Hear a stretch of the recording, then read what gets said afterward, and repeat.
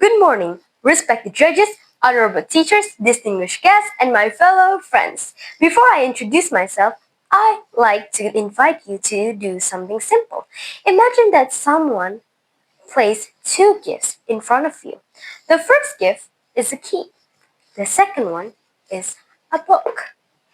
Which one would you choose, the key or the book?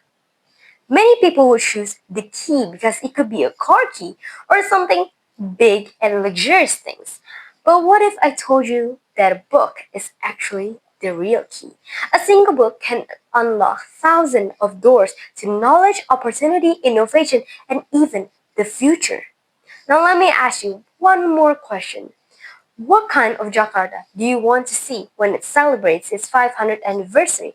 A city with taller skyscrapers, technology advanced, and cleaner transportation maybe? Or perhaps a city filled with people who never stop reading, never stop learning, and creating solutions. Good morning once again. My name is Alejandra Serenity and I am proudly representing Cinta Kasih Tzu Senior High School.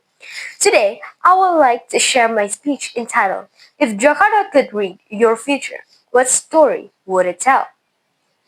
Ladies and gentlemen, when people imagine the future of Jakarta, they often picture flying vehicles, smart buildings, artificial intelligence, or advanced public transportations. Those innovations are exciting, but let me ask you this. Who will create them? Technology doesn't invent itself. Buildings don't design themselves. The future is built by people. And before people create great ideas, they first fill their minds with knowledge.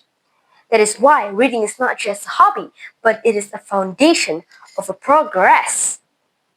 Jakarta is approaching an extraordinary milestone. Its 500th anniversary in 2027.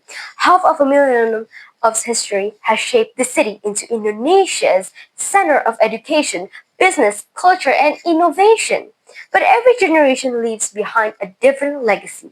Previous generations have built roads, some developed technology, and some built trains. But now it is our turn. It's not about when Jakarta will change, but the real question is how will we contribute to the change? According to UNESCO, literacy is one of the most powerful drivers of lifelong learning and sustainable development. It enables people to make informed decisions, participate actively in society, and create better opportunities for themselves and other peoples. Research from the OECD's PISA assessment also shows that students with stronger reading skills tend to perform better in solving unfamiliar problems, thinking critically, and adapting to new challenges. These aren't just academic skills, these are life skills. So, what makes reading so powerful? First, reading helps us connect ideas from one place to another. Take Singapore as an example. Its clean street and efficient public transport didn't happen overnight. They came from people learning from other countries, studying successful ideas and adapting them to their own city. In the same way, if young people in Jakarta read about climate solutions, smart transportations, or sustainable cities, they may become the generations that creates those changes here. Second, reading helps us imagine what doesn't exist yet. Think about Elon Musk. Before reusable rockets became reality, they were just ideas. Or look at Walt Disney. Disneyland existed in his imagination long before it became a place millions visit today. Every great achievement starts with someone who can imagine a different future, and reading helps us build that imagination. Finally, last but not least, reading expands the way we think. When we read stories from different cultures or biographies of inspiring people, we learn to understand others, solve problems from the different perspective, make wiser decisions, and many more. That is exactly the kind of mindset Jakarta will need as it moves towards its 500th anniversary. If we want Jakarta to become a smarter, greener, more innovative city, we must first build our generations that read not just for school, but for the future.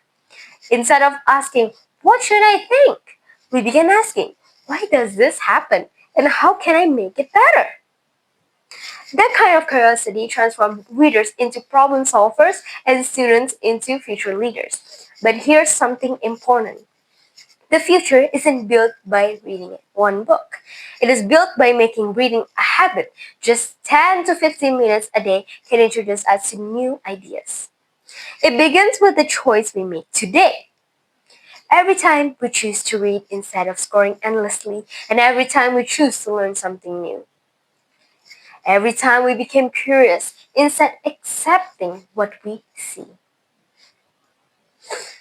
We are preparing ourselves to become the people who will lead Jakarta forward. Before I end, I'd like to ask you to imagine one last time. Won't you imagine this? Imagine Jakarta not only as a city with taller buildings, cleaner streets, or smart technology. Imagine a city where children grow up loving books. Imagine school filled with students who ask thoughtful questions. And imagine communities where people solve problems with knowledge, creativity, and compassion. Imagine yourself standing in Jakarta years from now, looking back at this moment, and was be able to say, I did it. People, I helped build this future. Because the future of Jakarta will not be written by buildings. It will be written by readers like you and me, and every page we read today becomes a chapter in the history we will lead tomorrow. So as Jakarta moves towards Jakarta 500, let us remember, a book is more than just paper. It's more than just chapters, but this is actually a key that opens opportunities and a key that leads us towards a brighter future. Because when we read today, we'll lead the future. Thank you all for listening, and I hope you have a wonderful day. Thank you.